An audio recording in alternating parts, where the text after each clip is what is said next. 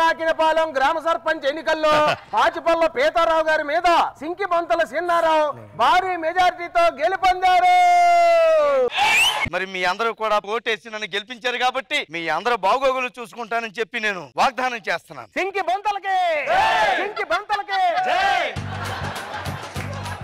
సింకిబంతల సిన్నారావుకి. బాబు గారు నమస్కారం. మేడం నమస్తే అండి.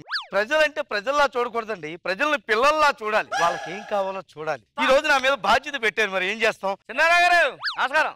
నమస్తే నమస్తే. ఏంటి ఇలాగొచ్చావు? మా ఇంటి ముందు మొత్తం రోడ్ అంతా కొత్త ఉందండి. అది కొత్త రోడ్ ఏమైనా శాంక్షన్ చేస్తాను చెయ్యనుగా. అరే ఓటేసి గెలిపించామండి. ఓటును ఉత్తరే వేసావా? డబ్బులు తీసుకున్నావు కదా నా దగ్గర? నేను తీసుకోలేదు. ఇప్పుడు ఎంత తీసుకున్నాడు చూడండి ఒకసారి. 1000 రూపాయలు సార్. 1000 రూపాయలు తీసుకున్నావు కదా, తీసుకోలేదని చెప్తావే నువ్వు? తీసుకోలేదు సార్. నేను వాటర్ బాటిల్ మర్చిపోయినావు, వాటర్ కూడా తీసుకున్నాడు. బిర్యానీ ప్యాకెట్. మీ ఇంటి ముందు రోడ్ వేయాలంటే నువ్వు తీసుకున్న 1000 రూపాయలకి ఇంకో 1000 రూపాయలు వడ్డీ కలిపి మొత్తం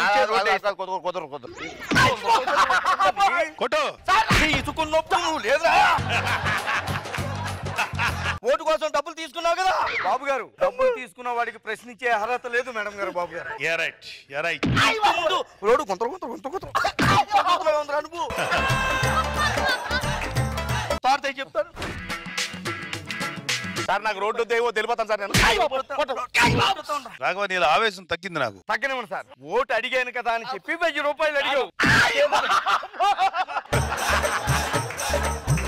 1000 రూపాయలు అడిగాడు బాబు గారు. నా దగ్గర ఇప్పుడు లేవురా, 500 ఇస్తాను, గెలిచాక 500 ఇస్తాను చేసుకుంటా. నాకు ఇప్పుడే కావాలను కోఆపరేట్ చేయి. తోడ అనుకూలంగా పెట్టి అతనికి తోడ అనుకూలంగా పెట్టమను.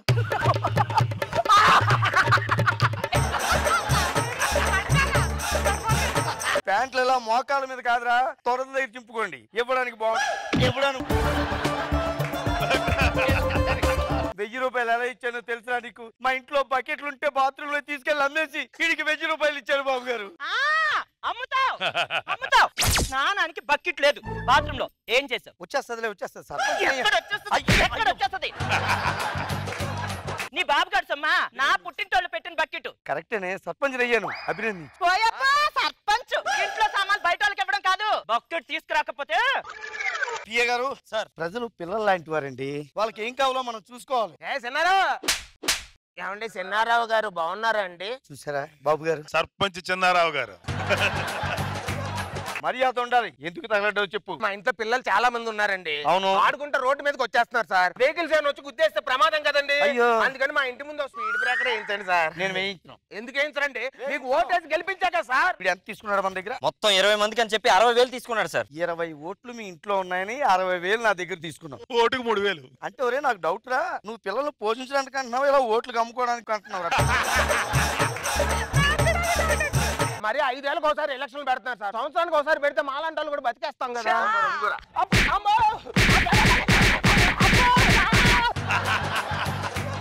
అలా కొడతారంటే మీ వెనకాల ప్రచారాన్ని తిరిగి మా చెప్పులు అరిగిపోయినాయి సార్. ప్రచారంలో మేము కూడా మీ పిల్లలు కరిగి చేతిలో రేఖలు అరిగిపోయారా? జాతకం చూపించుకుందామని జ్యోతిషుడి దగ్గరికి వెళ్తే ఏం చేసేవారా? రేఖలు అరిగిపోయిన అడుగుతున్నారు. ఎలా చెప్పుకోమంటారు? నీకు 60,000 ఎలా ఇచ్చాను తెలుసురా? మా ఇంట్లో మంచం అమ్ముకుని మరి మీకు ఇచ్చాను రా. నా పుట్టింటోళ్ళు పెట్టిన మంచం కనిపించట్లేదు. ఏం చేసావు? నేను సర్పంచ్ అయ్యాను, ఆనందించు. పుట్టింటోళ్ళు రా. మర్యాదగా మంచం తీసుకురా, లేకపోతే అంటే చీపుగా మంచం అమ్ముకోవడం ఏంటండి? మంచం విలువ ఏంటో 20 మందిని కన్నా నాకు తెలుసు సార్. నాకు ఆ విలువ తెలియక మంచం అమ్మేసి 20,000 ఇచ్చాను రా. 20,000 కోసం మంచాన్ని నమ్మేను.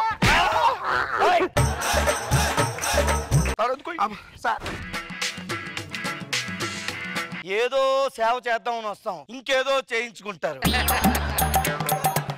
సర్పంచ్ గారు ఏంటి ఎలా వచ్చారు? మాకు 2 నెలలు రేషన్ సరుకు ఇవ్వట్లేదండి. ఎందుకు ఇస్తారా? ఊర్లో ఉన్న రేషన్ అంతా నీ వరంలో ఉంటే. ఓటేసి గెలిపించాం కదా. ఓటేసి గెలిపించాం కదా. అంత గట్టిగా అడుగుతావు నువ్వు. చూడండి వీడికి మనం ఓట్ల ఎలక్షన్ ఎంత ఇచ్చాం వీడికి చూసుకోండి సార్. వీడి డబ్బులు అయితే 1 రూపాయి తీసుకోలేదు సార్. కానీ 10 కేజీలు బియ్యం, 4 కేజీలు కందిపప్పు, 2 లీటర్ల ఆయిల్, 3 కేజీలు మినపప్పు, ఇంకా చాలా లిస్ట్ ఉంది సార్. నిజారా? ఇంట్లో సరుకు అంతా తీసుకెళ్ళి ఇచ్చాను. ఇంట్లో సరుకులు ఒక్క గింజలేవు. 5 కేజీలు బియ్యం ఉండాలి. ఏం చేసావు? 5 కేజీలు వంట నూనె ఉండాలి. 2 కేజీలు మినపప్పు, 50 కేజీలు ఇడ్లీ రవ్వ. అంటే ఇంట్లో సరుకులన్నీ. అయినా నేను అస్సలు నీ ఇంట్లోనే ఉంటాను. మా సరుకుల సంగతి ఏంటి మరి? ఇంకా సరుకుల సంగతి ఊరి మీద పడి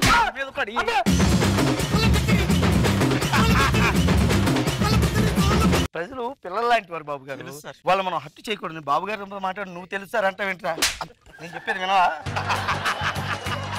ఇంకా ఊర్లో బాగోగులు చాలా చూడాలి.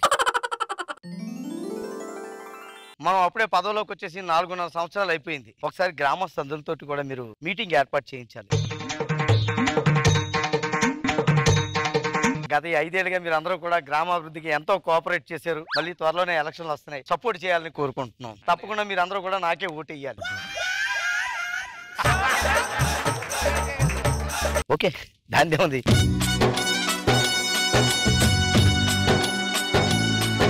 ఈసారి జరిగిన ఎన్నికల్లో కూడా మళ్ళీ మన సింకిబంతల సిన్నారావే గెలిచాడు.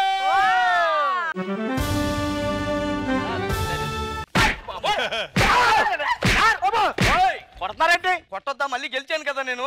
ఈసారి కూడా మీరేమో అడగకుండా కొట్టేస్తాను.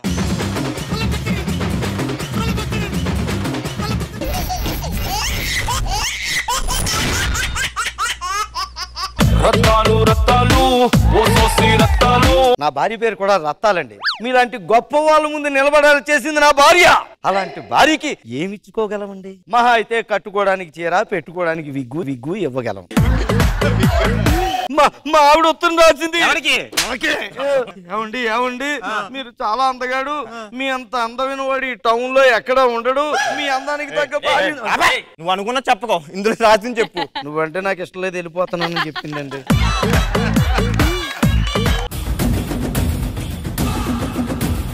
వీళ్ళిద్దరు ఎందుకు తల దించుకొని ఉన్నారు? అంటే వాళ్ళ పర్ఫార్మెన్స్ వాళ్ళు గుర్తు తెచ్చుకుంటారు సార్. మరి ఈమెందుకు తలకాయ పైకెత్తింది? కన్ను నెత్తికెక్కినాయి కదా సార్. వాళ్ళకు నెంబర్ ఉంది, ఈమెకు నెంబర్ ఉంది, నీకు నెంబర్ లేదేంటి? ఫ్యాన్సీ నెంబర్ అప్లై చేశాను. ఒక్క పూట అన్నం కోసం ఎదురు చూడడం జానడంత ఊపి కిందేమీ లేదు. ఇన్ని రోజులకి నిజం ఒప్పుకున్నారన్నా. అయ్యారు చూసారా? ఇదే అయ్యారా నా గోచండి బాబు. ఇదే చూడక ముందు చెప్పాలి